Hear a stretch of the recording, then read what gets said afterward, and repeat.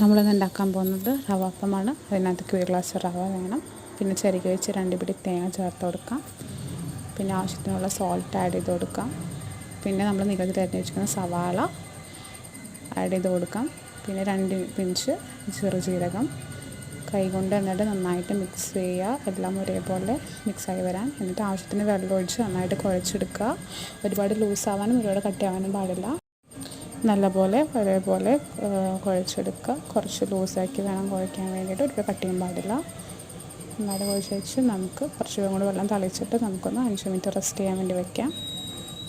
Rest ഇതൊക്കെ കഴിഞ്ഞ് correct പാകമായിട്ടുണ്ട്. നമുക്ക് ചൂട് കല്ലിൽ ചട്ടിയിലേക്ക് ആവശ്യത്തിനുള്ള വെളിച്ചെണ്ണ യൂസ് ചെയ്തിട്ട് നന്നായിട്ട് ബ്രഷ് ചെയ്ത് കൊടുക്കുക. എന്നിട്ട് അതിലേക്ക് നമ്മുടെ കൈയുടെ വലുപ്പത്തിൽ ഉരുളാക്കിയിട്ട് ആ മിക്സ് വെച്ച് കൊടുത്തിട്ട് നന്നായിട്ട് വെള്ളത്തിൽ കൈ ഡിപ്പ് ചെയ്തിട്ട് നന്നായിട്ട് പ്രസ് ചെയ്ത് കൊടുക്കുക.